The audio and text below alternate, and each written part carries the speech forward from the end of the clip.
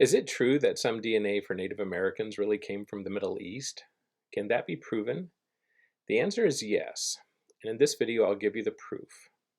We'll look at a DNA type that's passed down the mother's line, and it's called mitochondrial DNA haplogroup X, which is found in some Native Americans and can be shown to come from the Middle East. Now, what is mitochondrial DNA? In testing DNA, the first type of DNA testing that they did was of the mitochondrial DNA. Now, this is inherited from the mother, and so it's passed down through the maternal line. And in doing DNA testing, you can determine the maternal ancestry along the maternal line. When they did that for Native Americans, what they found was that the majority of Native Americans have a mitochondrial DNA type that is East Asian or at least appears to be East Asian in origin. One of four mitochondrial DNA types known as mitochondrial DNA types A, B, C, and D.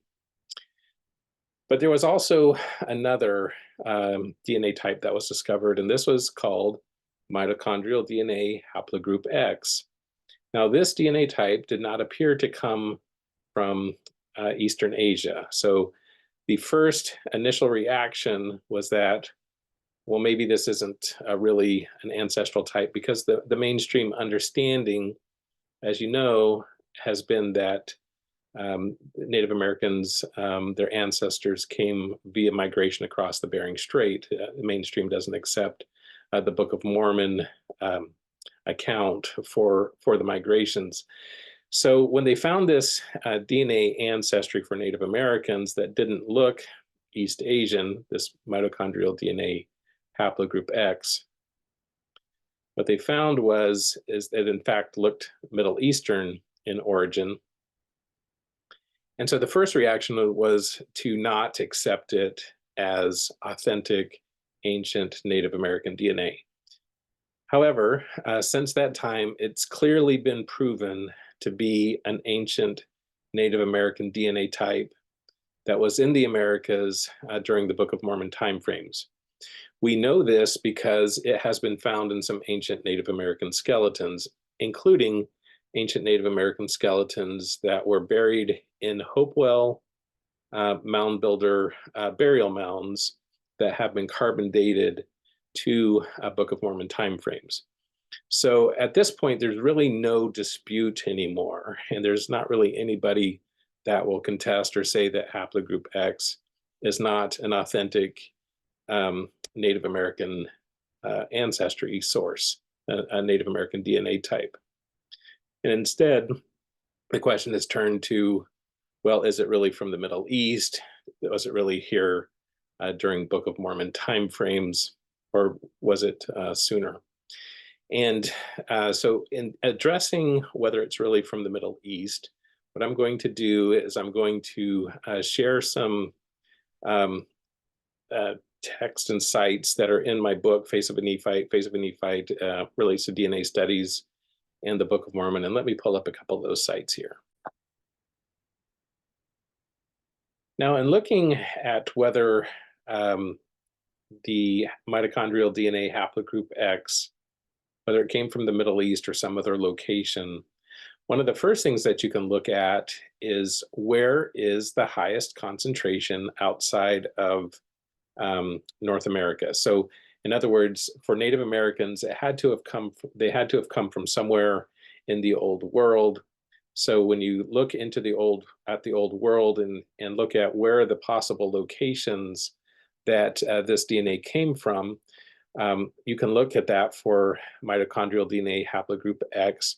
And what you find is that the highest concentrations in the world for this DNA type are these are for indigenous groups, not modern populations. So not the totality of current populations, but for indigenous groups, the highest concentrations are among Native Americans, particularly in the Northeast, North America, the Algonquin type tribes.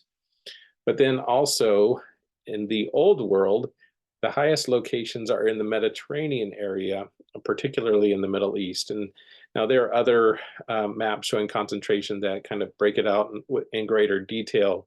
And in particular, the highest concentrations are found in the Middle East. And so that is in terms of looking at where are the highest concentrations of this DNA type in the whole world, in the old world, talking about haplogroup X overall, and it's from the Middle East. So that's the first indicator pointing to the Middle East as the likely source for haplogroup X. Now, there is a second thing that we can look at too, and that is where is the nearest relative of for the Native Americans. Now, for haplogroup X, Native Americans mostly have a branch called haplogroup X, X2A. And that's what most Native Americans that have haplogroup X, most will be X2A. There are a few that have another DNA type called X2G. So they're actually, Native Americans have two branches of haplogroup X. Now, when you look into the old world and you look, where is the closest relative of haplogroup X2A, the nearest relatives have been found in Iran and Egypt, meaning the Middle East. And in fact, that nearest relative in the Middle East, it's actually genetically closer to the Native Americans with X2A. And it turns out that Native Americans with X2A are from Native Americans with X2G. So I put a little diagram here. So the red indicates a Native American X2A DNA type and the X2G DNA type. And what this shows is that the closest DNA type to X2A in the world is actually X2J, which is in Iran and Egypt. And that in terms of ancestry, the closest ancestor is also in the Middle East and the Mediterranean, X2. Now, there is a cousin of the Native Americans, a distant cousin, which is found in the Altai region, which is central Siberia. And there will be some, so for example, if you bring this up and you get in discussions with people about the DNA in the Book of Mormon, there might be some they'll say, oh no, X came from the Altai region in Siberia. But that's not actually correct. In studying this, the experts have confirmed that the closer relatives are in the Middle East. The relatives that are more distant, that are in the Altai region in Siberia, are not plausible ancestors for the Native Americans. And so if you see people pointing and saying that they're really from the Altai region, that's older or less informed studies that has been superseded by closer study. Okay, now I did have in the book, let me just click over there. So let's go in the book in terms of where in Egypt it was found. So up here, of course, is Israel and then Egypt. This closest X2J DNA type was in an oasis here in Egypt. Okay. So going back, that's the second thing. So the first thing you looked at, where is the highest concentration for haplogroup X in the old world? And that points to the Middle East as the place with the highest concentration in the old world.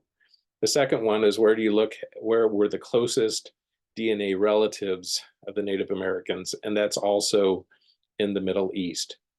Now, there will be some that will say, but those aren't immediate ancestors of the Native Americans. That is true. The immediate ancestor has not been found yet in the old world. But that doesn't mean that they're not from the Middle East.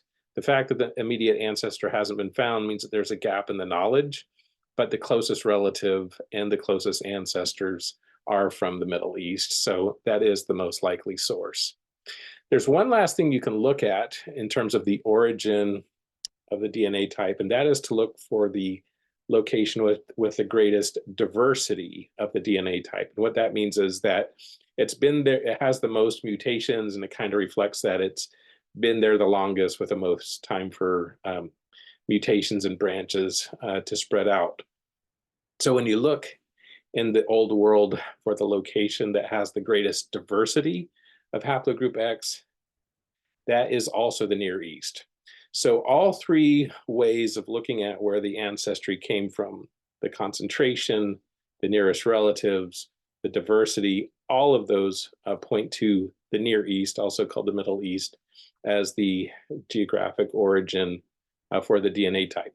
And I put up here citations from the peer-reviewed literature just to show that this is done by peer-reviewed, non-Mormon scientists, and this will give you something that you can cite to if you're ever challenged or questioned about the haplogroup X DNA and whether it really comes from the Middle East or not. Okay, so I hope you'll find that convincing and persuasive in terms of whether haplogroup X DNA really came from the Middle East or not. I think the evidence is very strong on that point. Now, there is one other question or point that that will commonly be brought up, and that is the argument to say that haplogroup X DNA came prior to Book of Mormon timeframes. And there's two things that people will point to argue for that. One will be based off of what's called a molecular clock, or that kind of molecular number of mutations to look at to estimate migration dates. And another one will be to point to a Kennewick man who was a Native American, and that's his picture right there on the front of the book. A Kennewick man, an artistic recreation based off the skeleton for him. He tested as haplogroup X, and there is some carbon dating for him that you'll see that will say that he came 9,000 years ago, which would be before Book of Mormon timeframes. Now, in the book and in a separate video, I'll address that carbon dating and the evidence showing that actually he came in Book of Mormon timeframes and dates to Book of Mormon timeframes. The discussion on that gets a little complex. That'll take another video, and hopefully I'll do that in the next week or so. It is addressed in the book, but I'll do a video shortly to look at the dating for Kennewick man and the arguments about the dating for haplogroup X to show that it fits the Book of Mormon and that there's no reliable evidence showing that it came before the Book of Mormon.